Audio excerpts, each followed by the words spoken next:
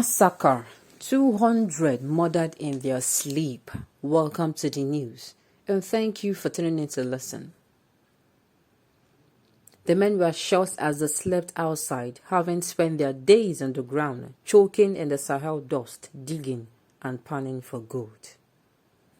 Now, this is already looking very troublesome. Brace up, people. Brace up for this very sad story. I don't know why, but I am almost at the point of tearing up when I saw massacre. They did not tell us where it happened. I don't think it is going to be Nigeria. But wherever this happened, every human being is a human being anywhere. Let's find out what really happened. Now the news in detail. They were killed by children, some apparently as young as 12, and men who had arrived on dozens of motorbikes and were egged on in their murderous spree by women who knew the village well, according to witnesses. The local militia had left. The army came to the rescue for a matter of hours in the morning, but then left before dusk, letting the attackers return the following night to burn the village down and most likely steal what gold it had. In the end, somewhere between 170 and 200 people died, according to estimates by local police source and other officials, and it still remains unclear who the killers were. The massacre in Solhon, northern Burkina Faso, took place 2 nights of extraordinary brutality in June 2021. The killing soon faded from international headlines, absorbing into the rhythms of persistent violence in the Sahel region, an arid stretch of land sandwiched by the Sahara Desert and the African savanna, and racked by the climate emergency. In the lawlessness and remote communities of the Sahel, jihadists increasingly hold sway. Yet, one likely culprit in this incident, Al-Qaeda local affiliate JNIM, condemned the attack's brutality, and the other main suspect, ISIS, chose to blame it on the Al-Qaeda, according to an ISIS-affiliated newspaper. Dozens of interviews by CNN with survivors, local witnesses, and Burkina Faso officials paint the most complete and disturbing narrative yet of a rampage perpetrated over 48 hours, partially by children, that the US-backed and trained Burkina Faso military was powerless to stop. Yet, few officials or witnesses agree on a coherent and consistent motive for the attack. Were the child attackers sent for Sohan's gold as currency for their Islamic masters? Was it a punishment killing ordered by jihadists against villagers loyal to the government? The story of Sohan is a notable mark in the patina of brutality spreading across the Sahel. The intervention and now ongoing drawdown of the French military, the arrival of European Union forces, and the Pentagon's sustained support means billions have been spent in attempts to bolster the local security forces. Yet, violence has spiraled instead, particularly in Burkina Faso, over recent years.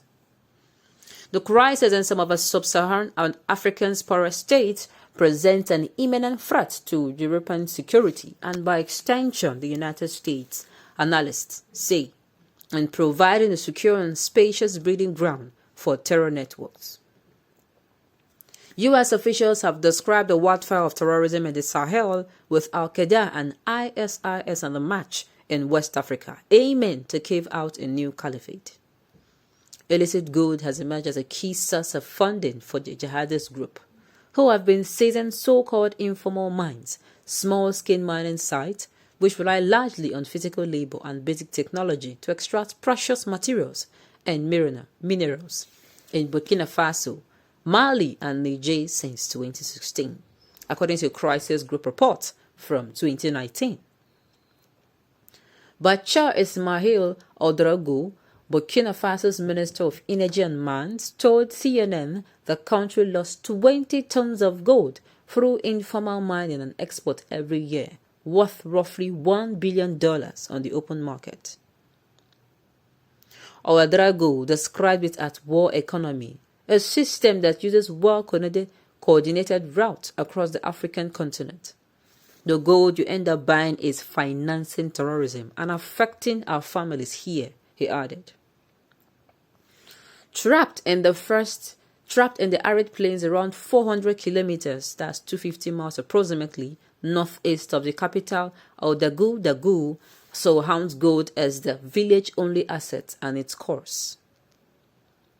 Satellite images of a village show the damage that informal mining has done to the terracotta soil, the charred grey tailings, and sport from the intense activity of men who spend so many hours digging on the ground that they must sleep outdoors to recover.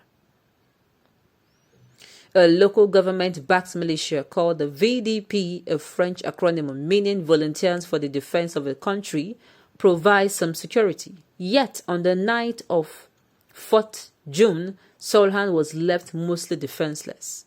More than 100 jihadists on dozens of tricycles and motorbikes have been spotted 20 kilometers, approximately 12 miles, from Solhan that afternoon, according to Borime Lee, the emir of a local region of Yaga. The emir was warned of a possible attack, but it was unclear if it would target Solhan or nearby Seba, according to Ali Bokom, an activist with the Sahel Regional Youth Council in Burkina Faso. So the local unit chose to stay in Seba, where it is based. The VDP in Solhan also contacted the army about the threat, but they were told to leave the village, according to Bokom. CNN has made multiple attempts to contact Burkina Faso's army for comment. Gold appeared to set the attackers' priorities. Mines at Monsega, a tiny settlement to Sohan East, were hit first, according to a mining official and a miner who were present. Many of the supervisors' witnesses and officials requested anonymity for their safety. Their faces were hidden with scars. The miner said of their assailants, there were many of them on bikes and they started shooting. I started running for my life for 30 kilometers all night to safety. This miner said he did not see children among the group, and 2 other officials denied the involvement of children at the Mosega's mines. The distant gunfire from Monsega was misinterpreted by the Solhan miners, who thought it was the army coming on a routine patrol and so stayed next to their wells, said a mining official.